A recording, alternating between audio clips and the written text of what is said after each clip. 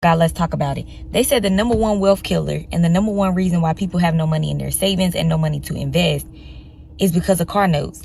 How much is y'all car payments? Cause Grandma would never. It's crazy to me. People are driving around with $700 car payments, and that payment doesn't include insurance. I always tell myself, when I get close to paying my car off, I'm gonna get a new one. I'm gonna trade it in. I'm gonna get a new one. And the moment I hit that last car payment, I said, no, ma'am. I'm gonna drive this motherfucker to the engine fall out. Can y'all make something make sense to me? Are y'all really out here paying $1,200 for a car note?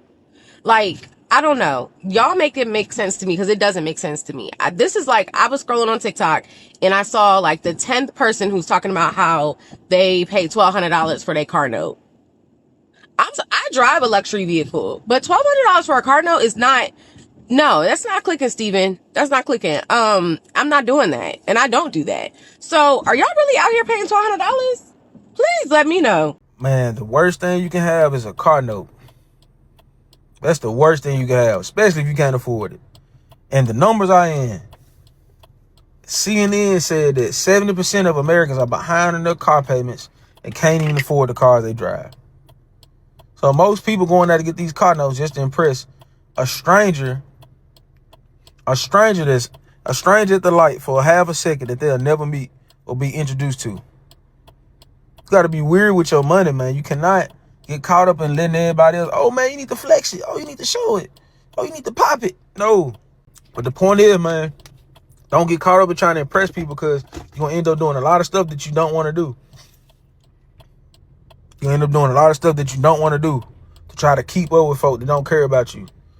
If you ever get blessed to get rich or wealthy, be quiet about it. Don't tell nobody nothing. Be quiet. Shut your mouth. What is the number one wealth killer? Yeah, new cars, car payments in general. So I made this video last year about the number one wealth killer that nobody talks about. In my opinion, I don't think anybody should ever buy a new car. If you're trying to be financially savvy, never buy new, because buying a new car is basically just throwing your money away to depreciation most of the time. And how much are you losing once you drive the car off the lot? Yeah, off the lot, depending on the model, 15%, 20% right off the top there. And then in the first 3 years, you typically lose 40% of the car's value. That's typical depreciation curves. Obviously, for some sports model cars, it could be a lot higher. For some cars that hold their value well, like I think a RAV4 holds their value really well, it might be lower, but on average, about 40%. So I'm assuming that you should buy used. You should also never lease a car, I'm assuming. Leasing a car could be good depending on who you are, but you should almost try to always buy a car that's 3 years used. I found that that's the sweet spot, because if it's 3 years used, it still feels new. It probably has less than 30,000 miles on it, hopefully. And honestly, the models don't change that often. So people will just look at you and they're like, oh, he's driving a new car, and it'll save you so much money. So if you are going to buy a new car, make sure it's 3 years used, 4 years used, maybe certified pre-owned, and you'll save a bunch of money that way. The way you know someone's going to stay middle class is when they have two very nice cars that are obvious $500, $600, $700 payments sitting in front of a middle class house. Exactly. 100% of those people are going to stay middle class until they break that habit. So earlier today, I saw this clip about how much millionaires pay for cars, or what kind of cars millionaires drive. That's it.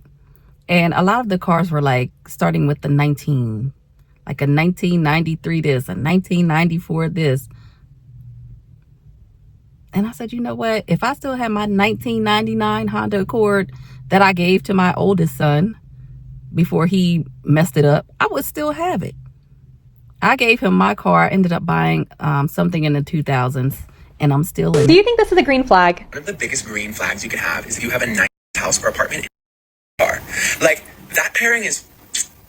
So that creator is onto something, because some of the richest people we know drive old, beat-down cars. For example, the founder of IKEA, who is a billionaire, drives this 1993 Volvo. And I swear to you, whenever you meet someone who owns a Volvo, they just talk about how this car will last them their entire life. They are never selling it. Jim Pattison, who's known as like the Warren Buffett of Canada, drives this Chrysler Pacifica, which is like a car I would expect a, soccer mom to be driving, but I'm here for it. I support it. David Charlatan, who's a billionaire and a business owner, drives a 1980s Volkswagen. Again, I think people who drive Volkswagens also are never going to let go of those cars. They are so loyal to their old beat up Volkswagen. I love it. Jack Ma, who created Alibaba, he drives a car that's about $25,000. You'll never guess what Mark Zuckerberg drives, because honestly, I was pretty surprised. He drives a Honda Fit. I didn't even know that was a car, actually. He also owns an Acura and some other fancy cars, but when he's driving around on a regular basis for leisure, he's driving the Honda. It's well known in the financial world that a car is not a very good investment. It starts depreciating as soon as you drive it off the lot. In fact, David Botch, who is a self-made millionaire, said buying a new car is one of the worst financial decisions you can make. The single worst financial decision you can make. If someone's judging you about the car you drive, they don't have enough problems they're dealing with in their life. So I know we talked about luxury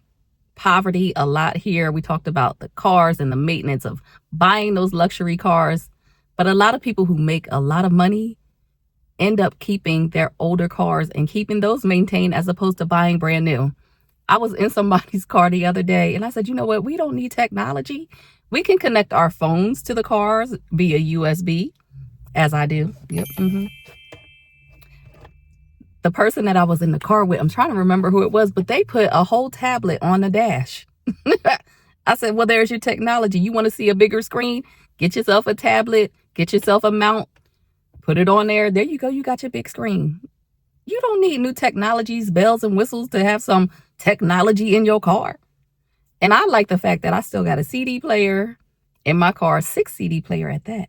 So I'm always on rotation. You know, I love me some good music. So, of course, yeah, you can stream everything. You can have Apple Play. You can have Google Play, all that. I'm good, though. It's working for me. Another thing that's on my mind while I'm thinking about it, we don't need any more technology in the cars. We've done it. We've perfected car technology. Lane keep assist, cruise control, the little screen in the center, we've done it. We don't need nothing else. Because it starts with massage seats. And everyone's like, oh, I like that. I feel bougie. Now they're talking about Wi-Fi. You know what comes after Wi-Fi, right? It's advertisements. It's AI. And then you in a rush to get somewhere. Hey, watch this 30-second ad before you can start your car. Oh, but don't worry. We have your car premium package. So you can skip the ads before you press to start. Bro, we don't need any more tech in the cars. We're good. I recently had to get some new shoes on my baby. That was like $1,000. But I said, you know what? I haven't had a car payment in so long. I'll pay that $1,000 with no problem. My priority is keeping my car maintained so I can keep it as long as I can because I don't need another car. I don't need a brand new nothing. I don't care how many bells and whistles you add to these brand new cars.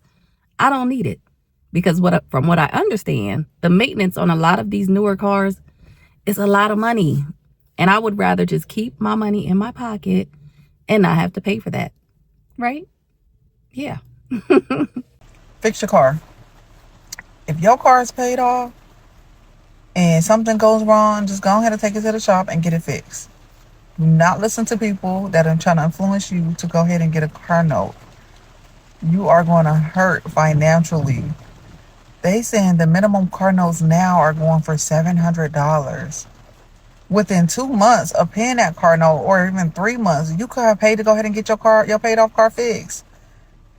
Fix the car. Don't go out here trying to get no car note. You're going to regret it.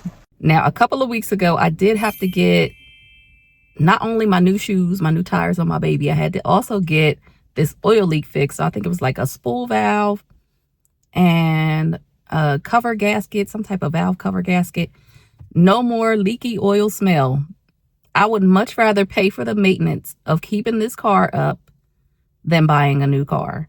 Because it only happens once in a blue. This car has been so reliable for me. I'm always in a Honda. I had a Honda Accord, 1999. That I called it the green machine. I loved it. It was a 4-door. Then I gave it to my son and I don't know what happened. It's gone. But now I have a 2010 Honda Accord and I love it. And I'm not getting rid of it. One last thing before I go, as you see, I done strapped in. But anyway, one last thing I want to say here is that I watched the show Curb Your Enthusiasm, and it would always make me laugh that in the show, Larry David had a Prius, at least in the beginning of the show, but he had a beautiful home. And that's similar to what this young lady was saying when, you know, you have the billionaires and the millionaires living in these big extravagant homes, and they're pulling up in a Honda. They're pulling up in a Toyota Corolla. They're pulling up in a 1999 or 1994 vehicle. As long as the car gets them from A to B and they're loving it, why not keep it? That's why I'm going to keep my Honda, because I love it. I'm loving it.